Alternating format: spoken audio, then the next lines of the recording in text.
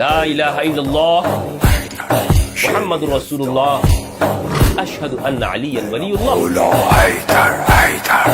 لو میں نے آج کر دیا اعلان، میں شیعہ ہوں جناب. اب آپ خوش ہیں؟ میں نے کب اس سے انکار کیا ہے کہ میں شیعہ نہیں ہوں؟ اور یہ جو ذہنوں میں بھر دی جاتی ہے کہ اہل البیت کی تو کوئی فقہ موجود ہی نہیں، باقی ہم ہر ایک سے فقہ لیں گے کہ جن کا نام و نسب تک معلوم نہیں ہو. اس معنی میں خود تو شیعہ کہتا ہوں اور اس پہ فخر کرتا ہوں اور اشہد ان علی ولی اللہ ہے.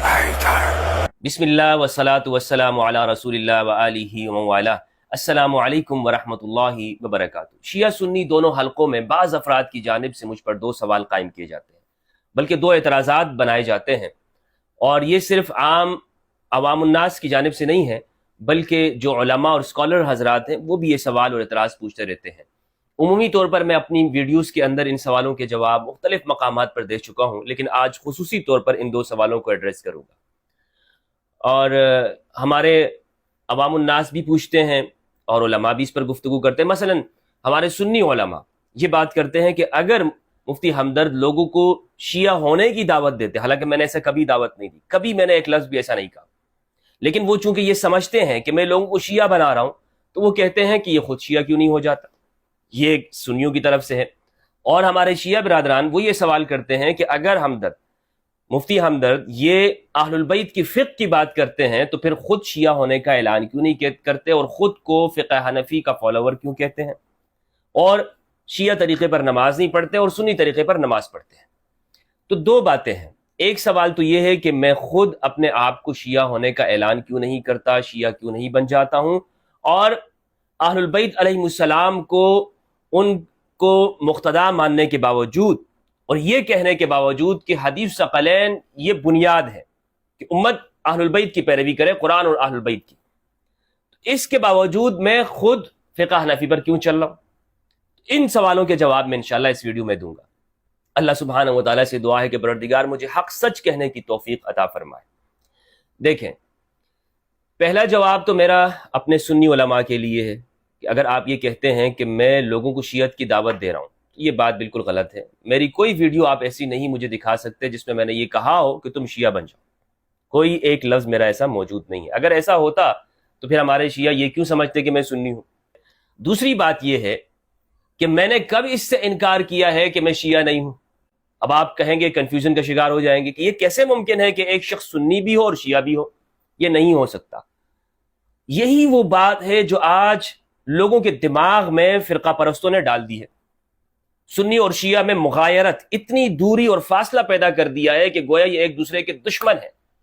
ایک شخص سنی ہوتے ہوئے شیعہ نہیں ہو سکتا اور شیعہ ہوتے ہوئے سنی نہیں ہو سکتا. یہ بات دماغوں میں بھر دی گئی ہے اور امت مسلمہ آپس میں لڑی جا رہی ہے اور ایک دوسرے کے خلاف فتوے آ رہے ہیں.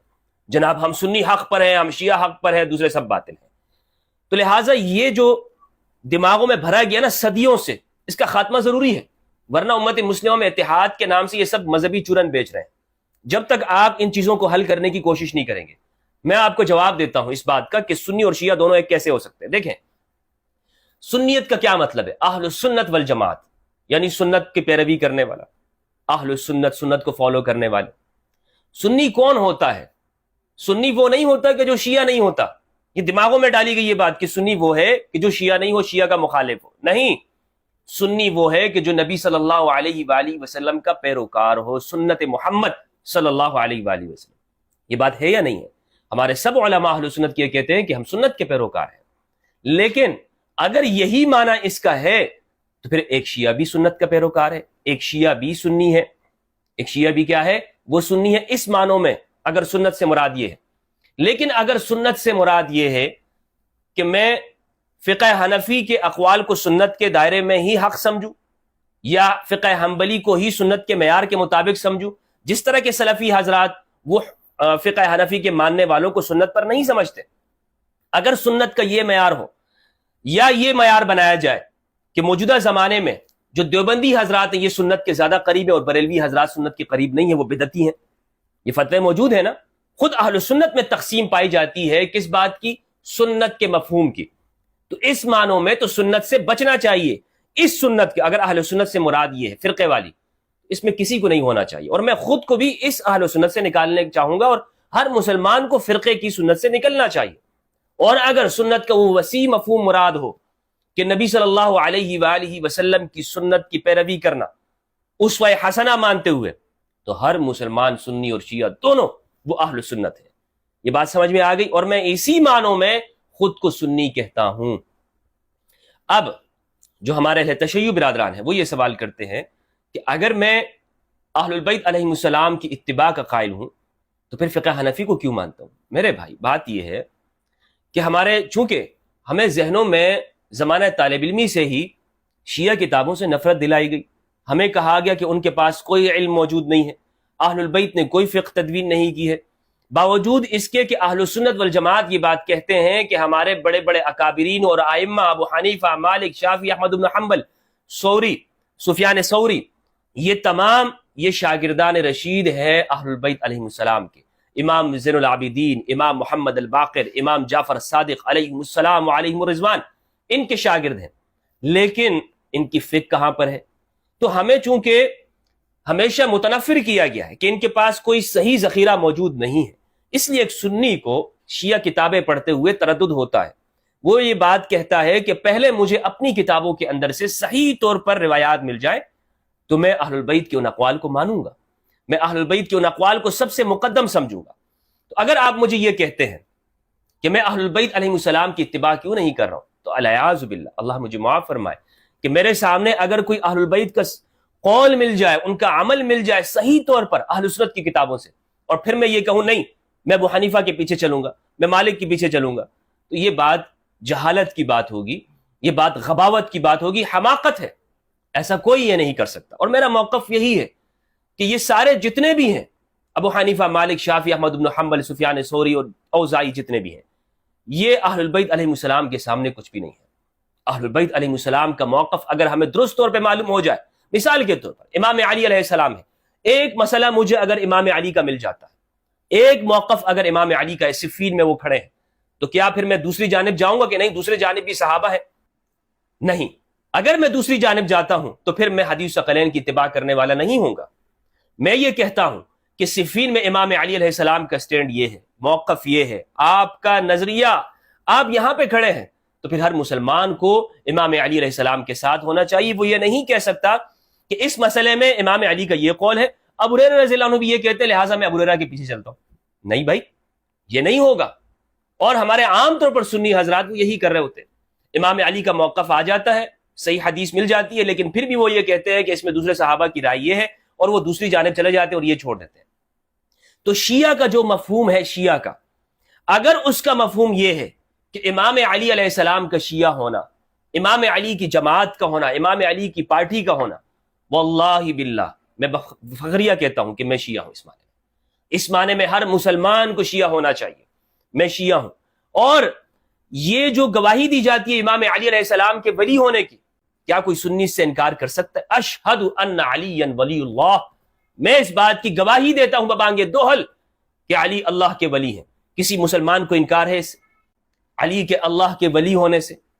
من کنت مولا فہذا علی مولا، اللہم وال من والا وعاد من عاد، کوئی بھی اس سے انکار نہیں کرے گا۔ آج میں بھی پڑھتا ہوں یہ لا الہ الا اللہ محمد رسول اللہ اشہد ان علی ولی اللہ، علی اللہ کے ولی ہیں۔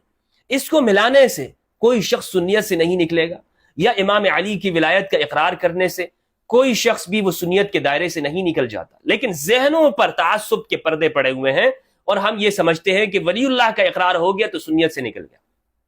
اور دوسری جانب سے یہ سوال ہوتا ہے کہ پھر ایک شخص وہ پھر سنی گیٹ اپ میں کیوں ہے؟ وہ یہ کیوں کہتا ہے کہ میں خود کو شیعہ نہیں کہتا؟ مثلا میں اس چیز سے احتراز کرتا ہوں، اور یہ احتراز ہر مسلمان کو کرنا چاہیے، کیونکہ قرآن مجید میں جو ہمیں ٹائٹل دیا گیا ہے میرے بھائیوں، وہ ٹائٹل کیا ہے؟ سماکم المسلمین، ہمارا نام ہے مسلمین، مسلم نام رکھا گیا ہے، اس امت کا نام کیا ہے؟ مسلم ہے۔ اور یہ بھی حق بجانب ہے کہ امام علی کا گروہ، جس طرح کہ اہل سنت کی روایات ہے انت و شیعتک هم الفائزون، یا علی، اے علی تم اور تمہارے شیعہ وہی کامیاب ہے، آپ کا گروہ، آپ کی پارٹی۔ لیکن اگر شیعہ کا مفہوم فرقہ وارانہ طور پر لیا جائے اور یہ کہا جائے جس طرح کہ سنت کا مفہوم آج فرقہ وارانہ طور پر لیا جاتا ہے کہ جو سنت فقہ حنفی کی ہے، یعنی جو تشریح اور تعبیر فقہ حنفی کرتے ہیں، حنابلہ اس کو باطل سمجھتے ہیں، یا سلفیہ اس کو باطل سمجھتے ہیں، تو یہ فرقہ وارانہ تعبیر ہے سنت کی۔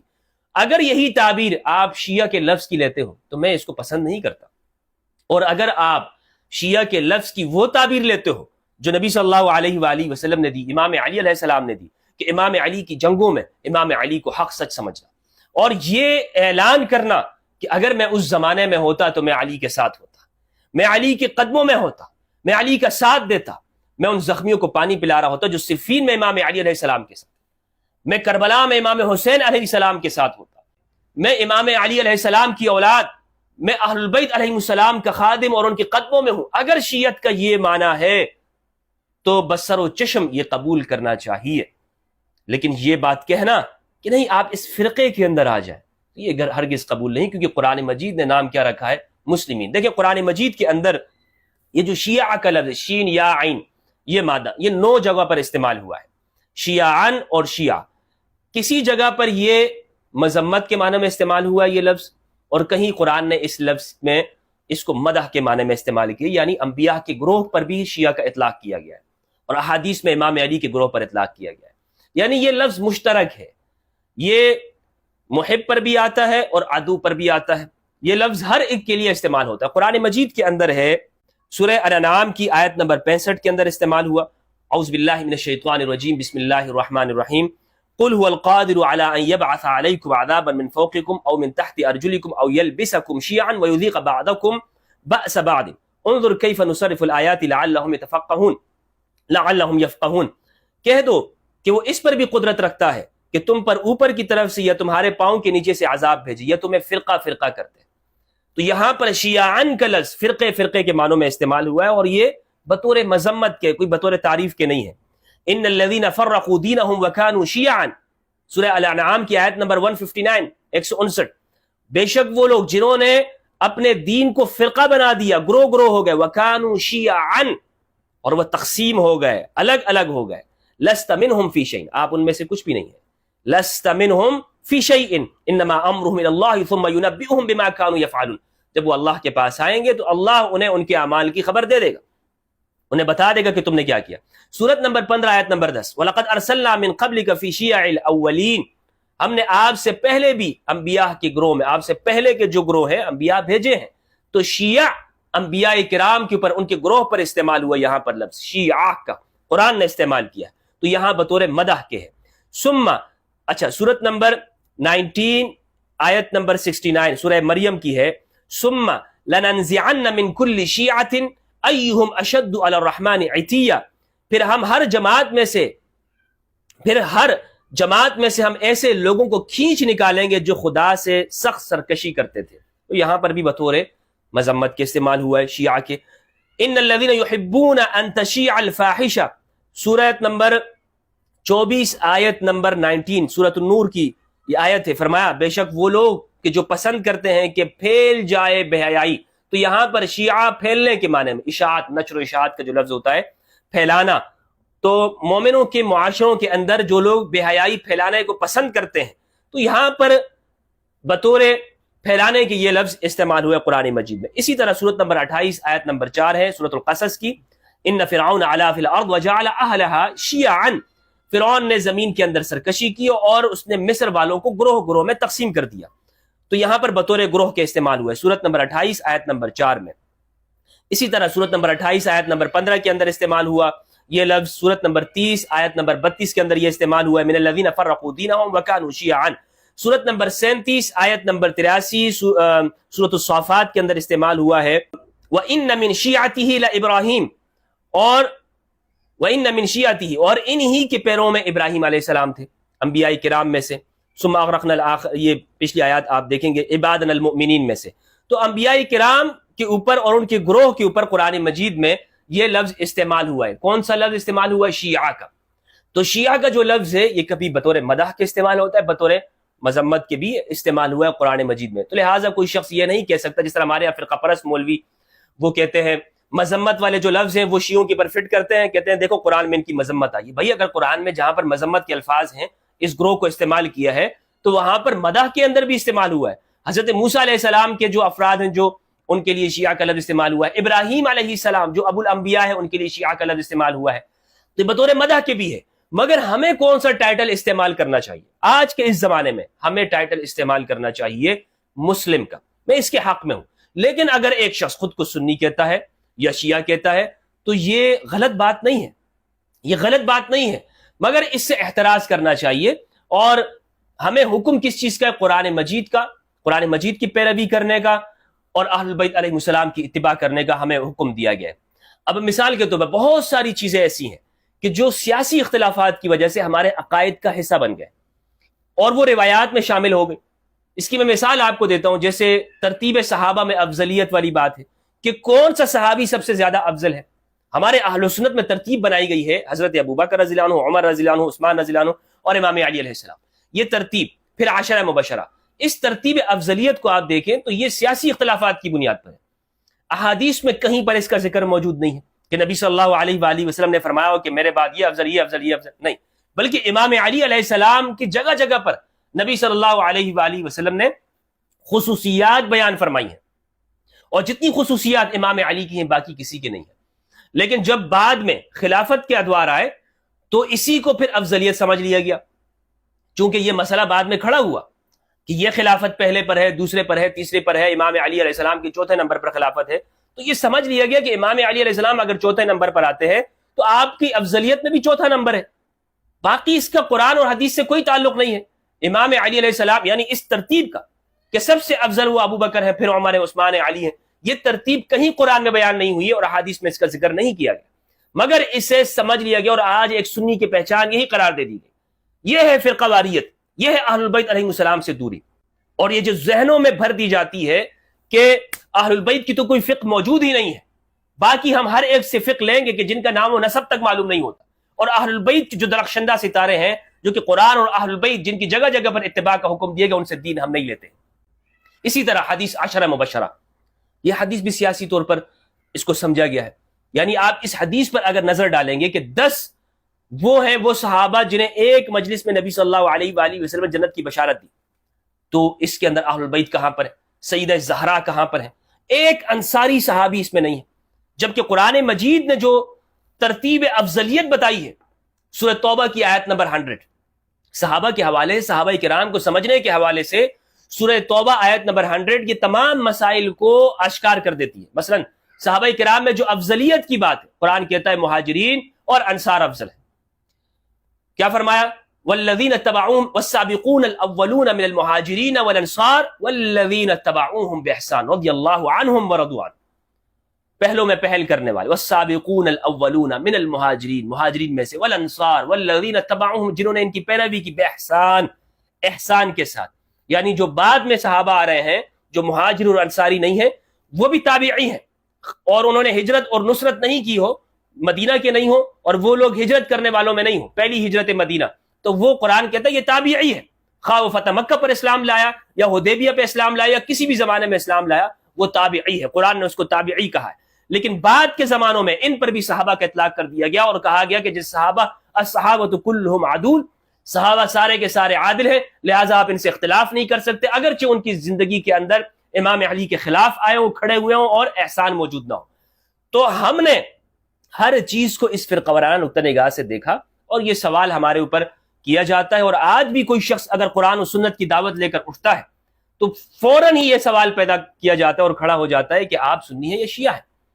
بھائی اس معنی کے اندر جو میں نے آپ کو بتا دیا، میں اپنے آپ کو سنی کہتا ہوں۔ کس معنوں میں؟ اس معنوں میں کہ نبی صلی اللہ علیہ وآلہ وسلم کے سنت کے پیروکار، اور اس معنوں میں خود کو شیعہ کہتا ہوں اور اس پہ فخر کرتا ہوں، اور اشہد ان علی ولی اللہ کا اقرار کرتا ہوں۔ جو مجھ سے پوچھتے ہیں کہ ہمدرد بھائی آپ کب شیعت کا اعلان کریں گے، لو میں نے آج کر دیا اعلان شیعہ کا، میں شیعہ ہوں جناب۔ اب آپ خوش ہیں؟ اب آپ دوبارہ سے پھر مجھ پہ یہ سوال کریں گے، پھر میں آپ کو ویڈیو بنا۔ لیکن اگر آپ کے دماغ میں کچرا بھرا ہوا ہے اور آپ یہ سمجھتے ہیں کہ نہیں شیعہ کا وہ مفہوم جو آج کے زمانے میں، بھائی آج کے زمانے میں بہت ساری چیزیں بدل گئی ہیں، آج ہمارے ہاں خود اہل تشیع میں اختلاف ہے۔ آپ دیکھ لیں، ان میں کوئی حدیث کا قائل ہے، کوئی مقلد ہے، کوئی غیر مقلد ہے، کوئی فقہا کی تقلید کرتا ہے، کوئی کس کی تقلید کرتا ہے۔ اگر مثال کے طور پر آج میں نے تشیع کو قبول بھی کر لیا کہ جناب میں اس معنی کے اندر ہوں جو آج سمجھا جاتا ہے، پھر مجھ سے پوچھا جائے گا کہ آپ مقلد ہیں غیر مقلد ہے، پھر کیا جواب ہوگا؟ پھر اگر میں مقلد ہو گئے تو غیر مقلد ناراض، اور اگر غیر مقلد ہو گئے تو مقلد ناراض۔ ہم نے لوگوں کو خوش کرنا ہے یا اگر میں نے سید سیستانی حفظہ اللہ کی تقلید کروں تو جناب خامنہئی کی کیوں نہیں کروں، خامنہئی کی کروں تو ان کی کیوں نہیں کروں، مراجع الگ ہے. تو یہ تقسیم موجود ہے نا. تو اس لیے مجھ سے آپ یہ مطالبات کیسے کر سکتے ہیں جب واضح بات ہے نبی صلی اللہ علیہ وآلہ وسلم نے فرمایا قرآن اور اہل البیت. اس پہ مت کیوں راضی نہیں، اس پہ کیوں راضی نہیں ہیں آپ؟ رہ گئی بات یہ کہ میں شیعت کے لفظ سے چڑ کھاتا ہوں، ایسے ہرگز یہ کوئی بات نہیں ہے. میں نہیں اس سے چڑ کھاتا ہوں، مجھے اس سے کوئی خوف لاحق نہیں ہے. اگر آپ مجھے شیعہ سمجھتے تو سمجھتے رہیں، سنی سمجھتے تو سمجھتے رہیں، لیکن ہم خود کو کہاں پر رکھیں؟ تو خود کو ہم اس لیے یہاں پہ رکھنا پسند کرتے ہیں کہ ان اختلافات میں اگر آپ پڑھ گئے اور آپ نے اپنے آپ کو ایک مخصوص ٹائٹل دے دیا تو پھر جناب آپ، اس کا مطلب یہ کہ آپ لوگوں کو خوش کر رہے ہیں، آپ عام فرقوں والوں کو لوگوں کو خوش کر رہے ہیں، اللہ کو خوش نہیں کر رہے. قرآن میں حکم ہے واللہ ورسولہ حق و یردو، اللہ اور اس کا رسول حقدار ہے کہ آپ انہیں خوش کریں، نہ کہ فرقوں کو آپ خوش کریں. اور رہ گئی یہ بات کہ میں ابو حنیفہ رحمہ اللہ کی فقہ کی پیروی کرتا ہوں اور میں دوسری جانب اہل البیت کی اقتداء کا کہتا ہوں، تو یہ تو واضح طور پر کنٹروڈکشن ہے، واضح طور پر تضاد پایا جاتا ہے. تو یہ تضاد نہیں ہے. دیکھیں ابو حنیفہ رحمہ اللہ کے حوالے سے میرا خاص موقف ہے، خاص تعبیر ہے میری ان کے حوالے سے. اگر آپ نے میری وہ ویڈیوز نہیں دیکھی جو ابو حنیفہ رحمہ اللہ کے حوالے سے، تو پھر آپ کے ذہن میں یہ سوال پیدا ہوگا. میں تو ابو حنیفہ رحمہ اللہ کو شیعہ گروہ کا ہی ایک حصہ سمجھتا ہوں. یہ الگ بات ہے کہ بعد میں زمانے میں وہ تعبیرات بدل گئیں اور قاضی ابو یوسف جب عباسیوں کی حکومت کے اندر انہوں نے عہدہ قبول کر لیا تو پھر فقہ حنفی کو ایک رواج دے دیا گیا. ورنہ تو ابو حنیفہ وہ ایک شیعہ فرد تھے، اور میں یہ سمجھتا ہوں کہ وہ امام ابو حنیفہ رحمہ اللہ، امام جعفر الصادق، امام باقر علیہ السلام کے شاگرد رہے ہیں. تو ہو سکتا ہے انہوں نے یہ مسئلہ وہاں سے سیکھا ہو، وہاں سے اخذ کیا ہو. اور فروعیات کے اندر یہ بھی فروعیات کی، باقی عقائد کی جو باتیں ہیں، یعنی عقائد میں شمار یہ کیا جاتا ہے کہ ہمارا واضح ہم کہاں پہ کھڑے ہیں. دیکھیں ایک مثال میں آپ کو دیتا ہوں، شاید آپ میری اس بات کو سمجھ جائیں. عبید اللہ ابن زیاد، بلکہ زیاد ابن ابی، زیاد ابن ابی جو ہے یا زیاد ابن سمیہ جو ہے، یہ امام علی علیہ السلام کی گروہ میں تھا یا نہیں تھا صفین میں؟ کیا آپ اسے شیعان علی کا ٹائٹل دیتے ہیں؟ آپ نہیں دیں گے. آپ کہیں گے کہ وہ منافق تھا، جس طرح کہ نبی صلی اللہ علیہ وآلہ وسلم کے آپ کے اصحاب میں عبداللہ ابن ابی تھا. آپ یہی کہیں گے کہ زیاد ابن ابی کا وہی سٹیٹس ہے امام علی علیہ السلام کے گروہ میں. یا اشعث بن قیس الکندی، وہ بھی منافق تھا، مولا علی کے گروہ میں وہ شامل تھا. تو آپ ان دو افراد پر شیعان علی کا ٹائٹل آپ استعمال نہیں کریں گے کہ یہ شیعہ تھے. لیکن حر بن یزید الریاحی، کیا وہ شیعہ نہیں تھا؟ وہ شیعہ تھا، حالانکہ مخالف تھا، لیکن پھر وہ امام حسین علیہ السلام کے ساتھ شامل ہو گیا اور اپنی جان دے دی. مجھے بتائیں حر بن یزید نے کتنا فقہ شیعہ پر عمل کیا تھا، کتنا وہ اس نے اپنی زندگی میں اہل البیت کا ساتھ دیا. وہ وہاں پہ کھڑا ہوا، اور کیا امام حسین نے اس سے پوچھا کہ حر یہ بتا تیرا فلاں فلاں کے بارے میں کیا عقیدہ ہے، فلاں فلاں جگہ پر تو کیا عقیدہ رکھتا ہے؟ کیا امام حسین امام علی مقام نے یہ سوال پوچھے؟ بس وہ آیا، مولا علی کی ولایت کے اقرار کیا، امام حسین پر اپنی جان نچھاور کر دی. شیعان علی تا قیامت اس کا نام زندہ ہوگا. لیکن ایسے افراد جو زیاد ابن ابی جیسے منافقین ہوں، زیاد ابن ابی جیسے منافقین ہوں، یا اشعث بن قیس الکندی جیسے منافقین ہوں، وہ خاک میں ہیں، وہ دفن ہو گئے، ان کے وہ مردودوں میں چلے گئے. تو یہ ٹائٹل، اصل بات یہ ہے کہ آپ کہاں کھڑے ہیں. اصل بات یہ ہے، اس پہ غور کیجئے اور توجہ دیجئے تاکہ یہ جو فرقہ واریت ہمارے ذہنوں میں رچ بس گئی ہے اس سے ہم نکل سکیں. اللہ سبحانہ و تعالیٰ سے دعا ہے کہ پروردگار ہمیں حق سچ کہنے کی توفیق عطا فرمائے، قرآن مجید میں تدبر کرنے اور اہل بیت علیہ السلام کی اتباع کی. والسلام علیکم ورحمۃ اللہ وبرکاتہ.